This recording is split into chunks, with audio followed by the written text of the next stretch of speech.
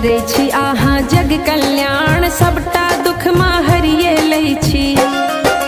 जोत आहाँ के निराकार अछि, भेलै तीनों लोक उजियार। चन्नासन मस्तक माँ चमकै, आँखि लाल आभों बिकराल। चन्नासन मस्तक माँ चमकै।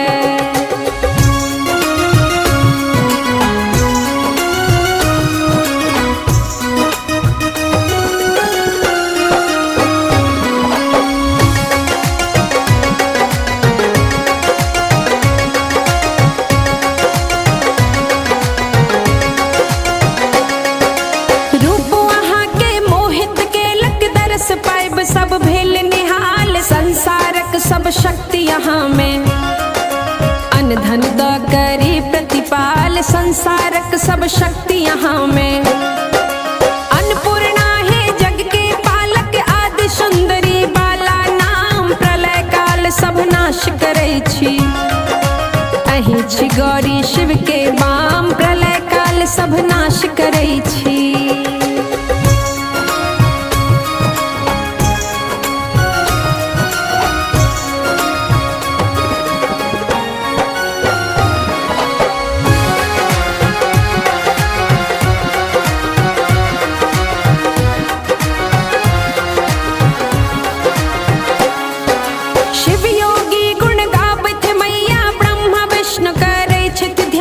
सरस्वती के रूप में माता, केलों ऋषि के बुद्धि प्रदान। सरस्वती के रूप में माता, अहि नरसिंहक रूप धैलौं माँ। प्रकट भेलौं अहाँ खाम्भोदार, भक्त प्रह्लाद के रक्षा केलौं।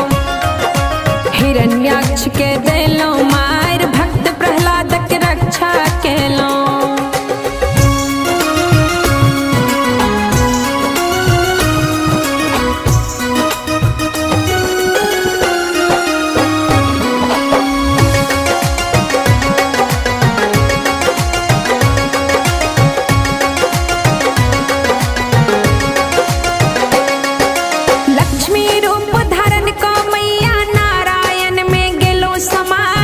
सागर में वास करै छी, दया सिंधु दिया आस पुरा। क्षीर सागर में वास करै छी, हिंगलाज में अहीं भवानी। महिमा हम करी कोना बखान, अहीं मतंगी धूमवती माता। भुवनेश्वरी बगला सुखक नाम, अहीं मतंगी धूमवती माता।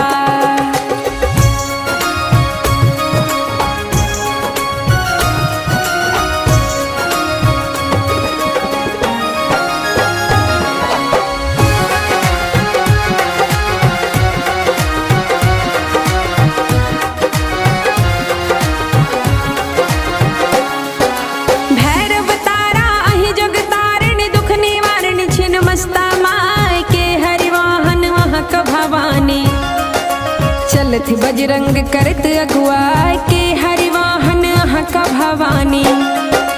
कर में खप्पड़ खड्ग विराजे, दिखते जकरा काल पड़ाए। अस्त्र त्रिशूल हाथ में शोभे, उठले शत्रु के हृदय में हाय। अस्त्र त्रिशूल हाथ में शोभे।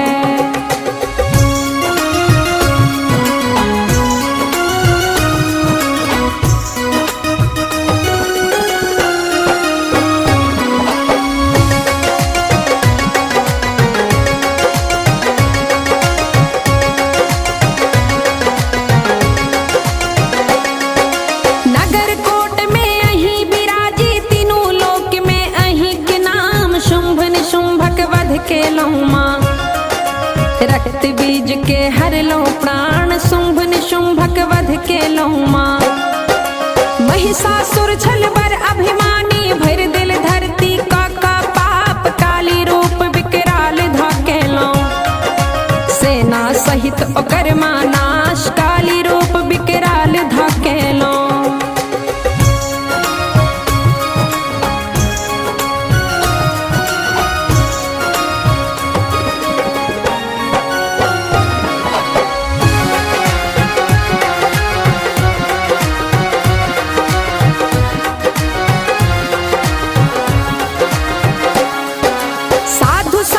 संकट एवते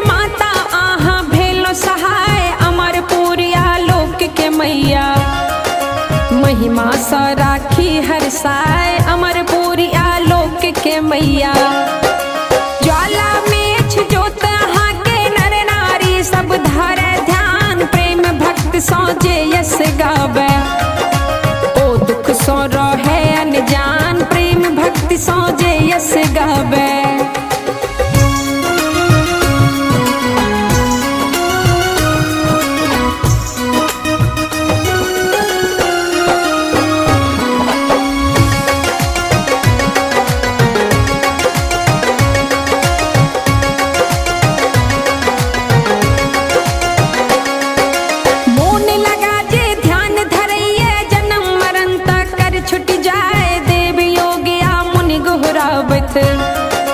बिनु आहान योगी हिमाय देव योगिया मुनि गोहरावत।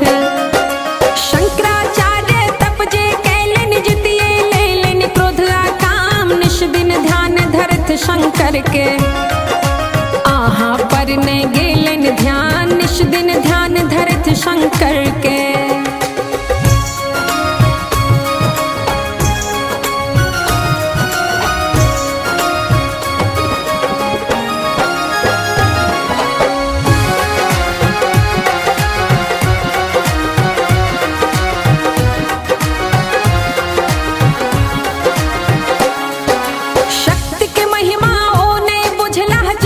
शक्ति गिला पछता शरणागत फिर आहाँ के भेला।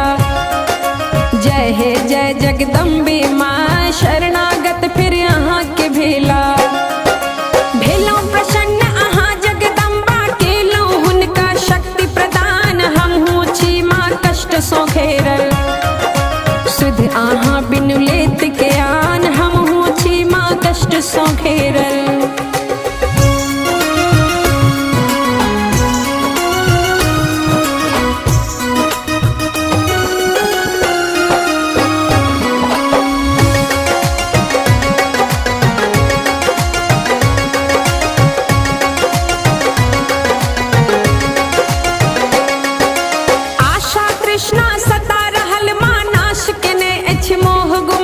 शत्रुक नाश करो महारानी एक चित भ करै छी ध्यान। शत्रुक नाश करो महारानी करो कृपा है माँ तो दयाला। रिद्धि सिद्धि द करो निहाल दया दिया माँ जाधर जीवी। गबते रहब अहाँ के यशगान दया दिया माँ जाधर जीवी।